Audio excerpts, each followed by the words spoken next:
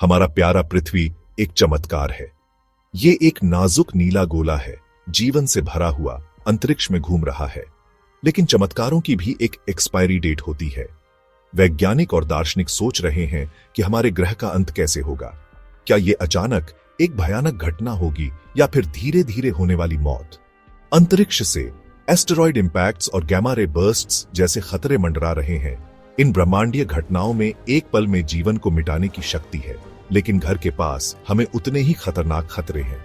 सतह के नीचे सुलगते हुए सुपर वॉल्केनिक इरप्शंस ग्रह को राख में ढक सकते हैं। हालांकि हमारे ग्रह के लिए सबसे बड़ा खतरा हम हैं। मानवीय गतिविधियां जैसे कि फॉसिल फ्यूल्स जलाना और डिफोरेस्टेशन हमारे क्लाइमेट को तेजी से बदल रही है। ये बदलाव समुद्र के बढ़ते स्तर, एक्सट्रीम वेदर इवेंट्स और इकोलॉजिकल कोलैप्स लाता है। सच्चाई ये है कि पृथ्वी की कयामत की घड़ी किसी एक प्रेडिक्टेबल इवेंट के लिए नहीं चल रही है। ये इंटरकनेक्टेड थ्रेड्स का एक जटिल वेब है। इन खतरों को समझना हमारे ग्रह के अस्तित्व को सुनिश्चित करने की दिशा में पहला कदम है। अंतरिक्ष बहुत बड़ा है, लेकिन खाली नहीं है। ब्रह्मांड में एस्टेरॉइड्स और कॉमेट्स घूम रहे हैं, जो शुरुआती सोलर सिस्टम के अवशेष हैं। ज्यादातर हार्मलेस हैं, लेकिन कुछ पृथ्वी के लिए एक गंभीर खतरा है। एक बड़ा impact global wild Fyers, tsunamis और एक इंपैक्ट विंटर डिब्री के सूरज को ब्लॉक करने की वजह से लंबे समय तक अंधेरा और ठंड का दौर शुरू कर सकता है। डायनासोर्स ने 66 मिलियन साल पहले यह सबक सीखा था, जब एक 6 मील चौड़ा एस्टेरॉयड युकाटैन पेनिनसुला में टकराया था। इस इंपैक्ट ने अरबों एटॉमिक बॉम्ब्स के बराबर ऊर्जा छोड़ी, जिससे लगभग 76% पौधे और जानवरों की प्रजातियां एक्सटिंक्ट हो गईं। आज नासा और अन्य अंतरिक्ष एजेंसियां संभावित खतरों के लिए आसमान पर लगातार नजर रखती हैं। नियर अर्थ ऑब्जेक्ट्स एनईओज को ट्रैक करती हैं, जो खतरा पैदा कर सकते हैं। जबकि हमने अभी तक रिकॉर्डेड हिस्ट्री में एक्सटिंक्शन लेवल एस्टेरॉयड इंपैक्ट का सामना नहीं किया है, फिर भी छोटे इंपैक्ट्स होते रहते हैं। 1908 में एक छोटा एस्टेरॉयड टंगुस्का साइबेरिया के ऊपर फटा, जिससे 800 वर्ग मील से ज्यादा जंगल फ्लैटेंड हो गया। तुंगुस्का जैसी घटनाएं हमें याद दिलाती हैं कि अंतरिक्ष से खतरा असली है और विजिलेंस जरूरी है। पृथ्वी की सतह के नीचे पिघले हुए चट्टान के सुलगते हुए कॉल्ड्रन्स में अकल्पनीय विनाश की क्षमता है। ये सुपर वॉल्केनोज हैं, जो मानव इतिहास में देखे गए किसी भी चीज से हजारों गुना ज्यादा पावरफुल इरप्शंस करने में सक्षम है। ऐसा ही एक सुप्त विशालकाय अमेरिका में येलोस्टोन नेशनल पार्क के नीचे है। एक सुपर वॉल्केनिक इरप्शन विनाशकारी होगा। लाखों टन राख और सल्फर डाइऑक्साइड वातावरण में फैल जाएगा, जिससे सूर्य की रोशनी ब्लॉक हो जाएगी और ग्लोबल टेम्परेचर्स गिर जाएंगे। फसलें बर्बाद हो जाएंगी, इकोसिस्टम्स कोलैप्स हो जाएंगे और हमारी सिविलाइजेशन केओस में चली जाएगी। अच्छी खबर, सुपर वॉल्केनिक इरप्शंस बहुत रेयर हैं। इस मैग्नीट्यूड का आखिरी झांट इरप्शन 74,000 साल पहले इंडोनेशिया में हुआ था, जिसने ग्रह को एक वॉल्केनिक विंटर में डाल दिया जो सालों तक चला। हालांकि खतरा बना हुआ है। वैज्ञानिक येलोस्टोन और अन्य संभावित सुपर वॉल्केनोज पर अनरेस्ट के संकेतों के लिए बारीकी से नजर रखते हैं, ताकि भविष्य के किसी भी इरप्शन के इंपैक्ट की भविष्यवाणी की जा सके और उसे कम किया जा सके। सेक्शन 4, जलवायु संकट, एक धीरे धीरे जलती हुई कयामत। अचानक कॉस्मिक इंपैक्ट्स या वॉल्केनिक इरप्शंस के विपरीत क्लाइमेट चेंज एक धीरे धीरे जलता हुआ संकट है, जो दशकों और सदियों से घटित हो रहा है। फिर भी इसका इंपैक्ट कम गहरा नहीं है। फॉसिल फ्यूल्स को जलाकर और ग्रीन हाउस गैसेस को वातावरण में छोड़कर मनुष्य अभूतपूर्व दर से पृथ्वी के क्लाइमेट को बदल रहे हैं।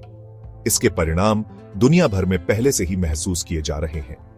ग्लेशियर खतरनाक दर से पिघल रहे हैं, जिससे समुद्र का स्तर बढ़ रहा है और तटीय समुदायों को खतरा है।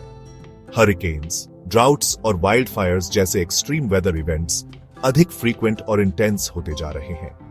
अतिरिक्त कार्बन डाइऑक्साइड के अवशोषण के कारण ओशन एसिडिफिकेशन समुद्री जीवन को नुकसान पहुंचा रहा है और नाजुक इकोसिस्टम्स को बाधित कर रहा है। अगर इसे रोका नहीं गया तो क्लाइमेट चेंज का पृथ्वी पर जीवन के लिए विनाशकारी परिणाम होंगे। समुद्र के बढ़ते स्तर लाखों लोगों को विस्थापित कर सकते हैं, जबकि एक्सट्रीम वेदर और एग्रीकल्चरल कोलैप्स से भोजन की कमी और मैस माइग्रेशन हो सकता है। हमारे ग्रह का भविष्य ग्रीन हाउस गैस इमिशंस को रोकने, रिन्यूएबल एनर्जी सोर्सेज में बदलाव करने और इस संकट के सबसे बुरे प्रभावों को कम करने की हमारी क्षमता पर निर्भर करता है। सेक्शन 5, मानवता का पदचिह्न, प्रदूषण और संसाधनों की कमी। क्लाइमेट चेंज के अलावा मानवीय गतिविधियां पृथ्वी के संसाधनों और इकोसिस्टम्स पर भारी दबाव डाल रही हैं। औद्योगिक गतिविधियों, एग्रीकल्चरल रन ऑफ और प्लास्टिक वेस्ट से होने वाला प्रदूषण हमारी हवा, पानी और मिट्टी को दूषित कर रहा है। कृषि और लॉगिंग से प्रेरित डिफॉरेस्टेशन महत्वपूर्ण हैबिटेट्स को नष्ट कर रहा है और क्लाइमेट चेंज में योगदान दे रहा है। हम अनसस्टेनेबल रेट से पृथ्वी के संसाधनों को कम कर रहे हैं। ओवरफिशिंग मछलियों की आबादी को कम कर रहा है, जबकि अनसस्टेनेबल एग्रीकल्चरल प्रैक्टिसेस मिट्टी की क्वालिटी को कम कर रहे हैं और मीठे पानी के स्रोतों को कम कर रहे हैं। ये अनसस्टेनेबल कंजम्पशन पृथ्वी के सिस्टम्स को उनकी सीमा तक पहुंचा रहा है, जो जीवन को सपोर्ट करने वाले नाजुक संतुलन को खतरे में डाल रहा है। हमारे कार्यों के परिणाम पहले से ही महसूस किए जा रहे हैं। हम बायोडायवर्सिटी में ग्लोबल डिक्लाइन देख रहे हैं। प्रजातियां खतरनाक दर से विलुप्त हो रही हैं। प्रदूषित हवा और पानी दुनिया भर में स्वास्थ्य समस्याएं पैदा कर रहे हैं, जबकि संसाधनों की कमी कॉन्फ्लिक्ट और इंस्टेबिलिटी पैदा कर रही है। सेक्शन 6, क्या हम घड़ी को रोक सकते हैं? मानव हस्तक्षेप की शक्ति। भविष्य ब्लीक लग सकता है, लेकिन अभी भी कार्य करने का समय है। हमारे पास वर्स्ट केस सिनेरियोस को टालने और मानवता के लिए एक अधिक सस्टेनेबल कोर्स चार्ट करने का ज्ञान, तकनीक और जिम्मेदारी है। क्लाइमेट चेंज से निपटने के लिए फॉसिल फ्यूल से दूर जाने, रिन्यूएबल एनर्जी सोर्सेज में निवेश करने और समाज के सभी सेक्टर्स में सस्टेनेबल प्रैक्टिसेस को लागू करने के लिए एक वैश्विक प्रयास की आवश्यकता है।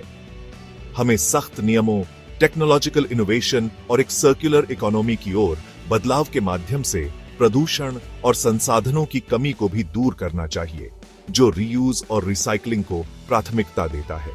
बायोडायवर्सिटी की रक्षा के लिए संरक्षित क्षेत्रों का विस्तार करने, डिफॉरेस्टेशन का मुकाबला करने और हैबिटेट लॉस के मूल कारणों को दूर करने की आवश्यकता है।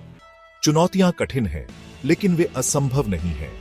जिस तरह मानवीय कार्यों ने पृथ्वी को कगार पर धकेल दिया है, उसी तरह मानवीय इंजेन्युइटी और सामूहिक कार्रवाई इसे किनारे से वापस खींच सकती है। इसके लिए हमारे मूल्यों में एक बुनियादी बदलाव की आवश्यकता है, शॉर्ट टर्म गेन की मानसिकता से हमारे ग्रह के लॉन्ग टर्म स्टुअर्डशिप तक। सेक्शन 7, निष्कर्ष, एक भविष्य जिसके लिए लड़ने लायक है।